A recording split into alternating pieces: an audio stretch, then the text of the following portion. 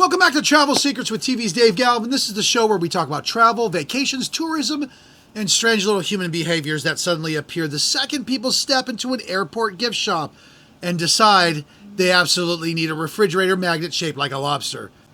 That's me. Today's topic is the weird psychology of souvenir shopping, because if you think about it, souvenirs are weird. You fly thousands of miles, you experience ancient ruins, beautiful beaches, historic cities, life-changing food, and somehow what comes with you is a shot glass with a palm tree on it.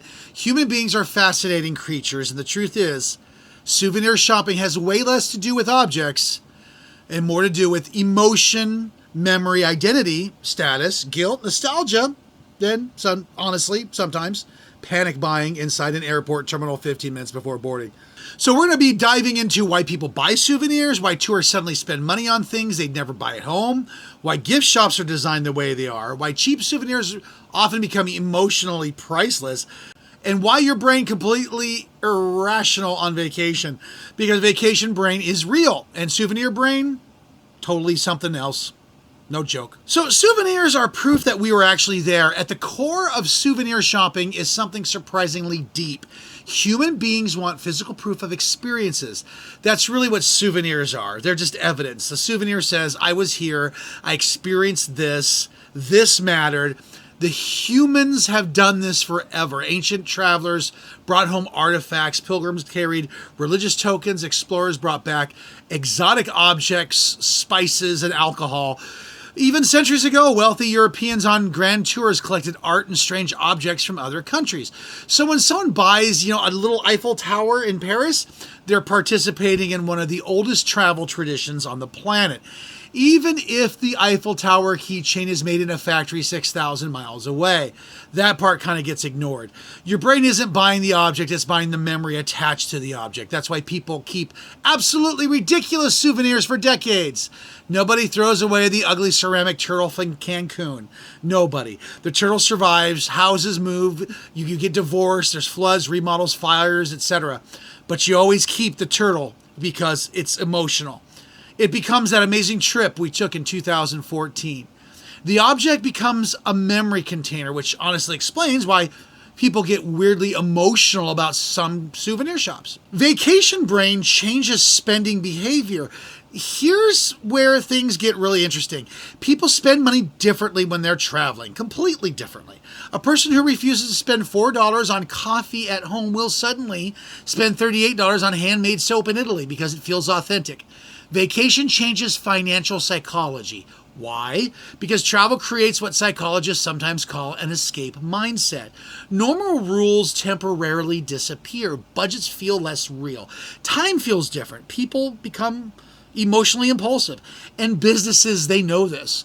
Oh man, do they know this? That's why souvenir shops are usually located next to an exit, near a tourist location, inside an airport, or something besides a location that's generally people have an emotion with. You just climbed Machu Picchu. There's a gift shop. You just exited a museum. It exits right into a gift shop. You just had a magical dolphin encounter. Boom! Gift shop. $49 dolphin hoodie. These businesses hit people on emotional highs, and emotional highs destroy rational spending. That's why people buy things on vacation that make no sense later. You get home and look at something you bought and you think, why did I spend $60 on a coconut carved into the shape of a pirate? It's vacation brain, that's why. Souvenirs reduce fear of forgetting. This is one of the biggest psychological reasons people buy souvenirs. People are terrified of forgetting their experience. And honestly, that fear is justified because memories do fade. The details disappear, the smells disappear, the emotions fade over time. Souvenirs kind of become anchors. A small object can instantly reconnect somebody to an experience emotionally. You see an old concert ticket? You suddenly remember that entire night. Same thing with travel souvenirs. A coffee mug from Rome isn't really about the coffee. It's about the streets, the weather, the people you travel with, the version of yourself that existed during that trip. And that's a huge part of travel psychology. People often miss who they were on vacation. Vacation versions of ourselves feel happier. Less stressed, more adventurous, more alive. Souvenirs become more emotional time machines back to that version of ourselves. That's why even cheap objects can become deeply meaningful. Souvenir shopping is also about identity. Let's get into that really weird part.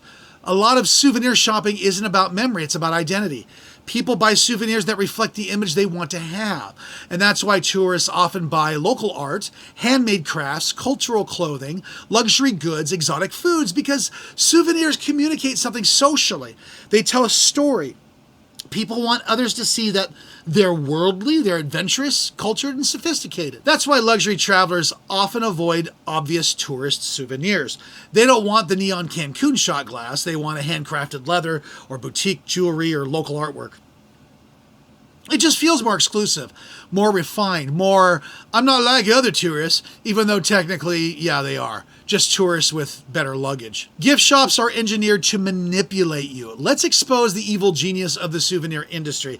Gift shops are psychologically engineered, and I'm serious about this. Everything is intentional. The layout, the music, the smells, product placement. You know why souvenir stores are cluttered? Because clutter creates discovery behavior.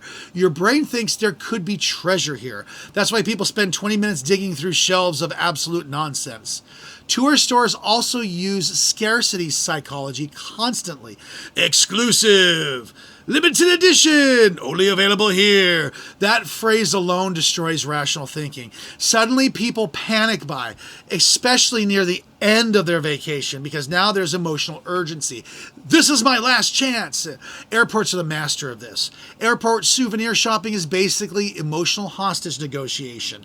You're tired, emotionally drained, your vacation is ending, you're trapped behind security, perfect conditions for irrational purchases. And that's why people suddenly decide that they need, big, huge Toblerones or local whiskey, expensive chocolates, and hoodies with a picture of whatever airport you're in. But airports know exactly what they're doing. The souvenir guilt effect. There's another strange psychological pressure buying gifts from people back home.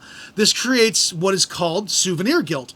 People feel obligated to prove they thought about others while they were traveling. So now they're wandering gift shops desperately to buy something for their coworkers or relatives or the person next door. And usually the process becomes very stressful, especially because souvenir gift shopping is weirdly impossible. You suddenly realize I actually have no idea what my cousin likes, so people default to generic local junk, and everybody knows it. Nobody has ever genuinely needed a spoon with Jamaica written on it. But we continue the tradition anyway, because socially, souvenirs symbolize connection. I traveled somewhere and remembered you, even if they remembered you as snow globe. So you would have thought that smartphones would have kind of ended souvenir shopping, but they didn't.